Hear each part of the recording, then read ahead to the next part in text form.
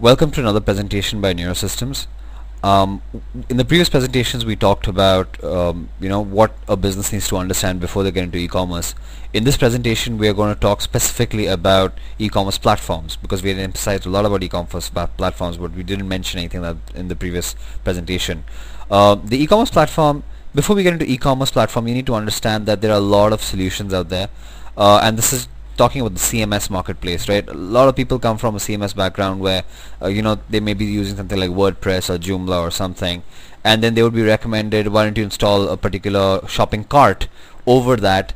And this makes sense because you're graduating and you've learned to trust a particular CMS, and you would rather, your comfort zone is going to be in that particular CMS, and you'd want to kind of work with that particular CMS that you're comfortable with. That's perfectly human and natural.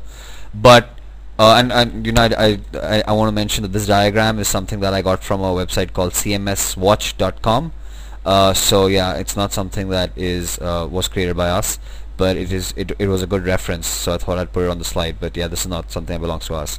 But anyway, so moving along, so you may have a comfort zone in a particular CMS, but you really have to keep in mind what sort of business you are. Also, a lot of these plugins fall short of the full features, and nowadays, because you have dedicated e-commerce SaaS-based solutions, and we'll come to what SaaS means in a while, but dedicated SaaS solutions exist like Shopify. If you really are serious about e-commerce and you don't want your options limited in the future, it may be a risk mitigating exercise to switch to something that's more dedicated towards e-commerce and not just a plugin over a CMS. Now again, it depends on what your needs are. Typically, the thing is that as a small business, actually a lot of solutions can work with you. Probably it's more important to evaluate the vendor, how much you trust them, whether they can get the job done on time.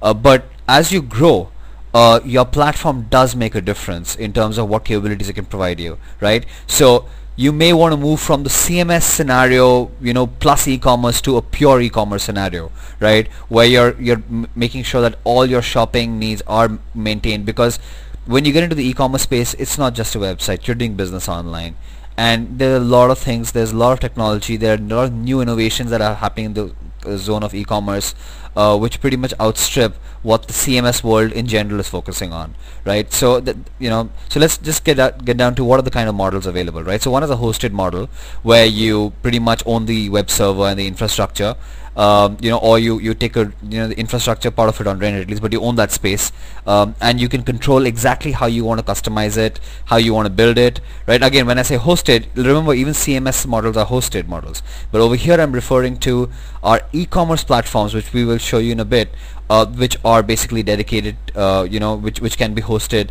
for you. And typically your costs actually there's a high investment in this model upfront, right? Because a lot of focus goes on programming and customizing it for you and knowledge of the platform. So it is expensive initially. Again, it depends on the company how they price it out for you, but at least the way we do it is that we ensure that there's high investment upfront, and there's no reason to believe others don't do that way, but it obviously varies from vendor to vendor. There is a high investment upfront, but once you have that investment, because now you've paid for the feature and you pretty much own what you're using, right, on your website, you're not paying a rental over it, right? And you've got exactly what you wanted, right? So the customization is exactly how you wanted, right? And then obviously because of that there are low running costs, because you're just paying for the infrastructure, but you're not paying to use the software really, right? Because you've paid already for development and you own at least the license to use the software, right? And then it's very flexible in terms of your integration capabilities. You may want to integrate with a lot of things. Maybe you have your own accounting system. Again, maybe it's included or not included in the price, but at least those options are available, which probably will not be available in a SaaS-based model when we come to it a little ahead. And then obviously there's customer attention to problems, because you have a dedicated team. I will be talking more about this and SaaS-based model in a bit. So yeah, continue watching.